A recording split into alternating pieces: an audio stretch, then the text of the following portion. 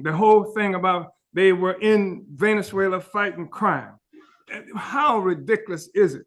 They are in Venezuela to stop drug pushers.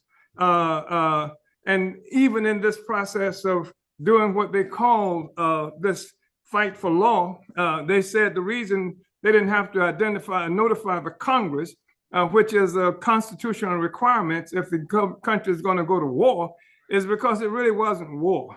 It was carrying out a police action. That's what I remember about Korea. They were carrying out a police action. And the police action was to capture some people who had been indicted by the US government, and that is the president and the president's wife.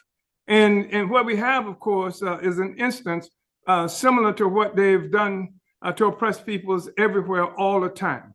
That trope, that whole thing of fighting against crime is something that's being used against African people in this country and everywhere forever. I mean, and I want to just make this point because people are inclined to think that what we're looking at now is a phenomenon that was given rise to by Donald John Trump. But the fact is that it was Biden who created what they call the Omnibus Crime Bill, a Democrat. It was William Jefferson Clinton who ran for office, and he used the fact that the Omnibus Crime Bill was going to put 100,000 policemen in the streets in this country, and everybody knew that he was talking about an attack on African people with this 100,000 policemen.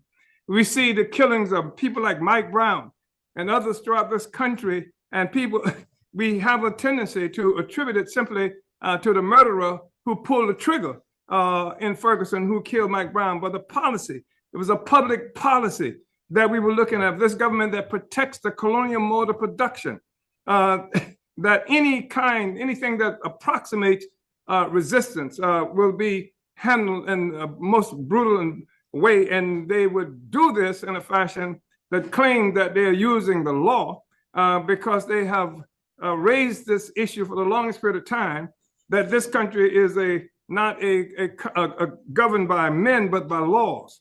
And they like to brag about being a country based on the rule of law. And that's not absolutely untrue. The fact is that slavery was legal. The fact is that the colonizer makes the law and can violate the law anytime they want to. And what we have here is that they use this thing about fighting crime against Washington, D.C., against African people. It's colonialism. So they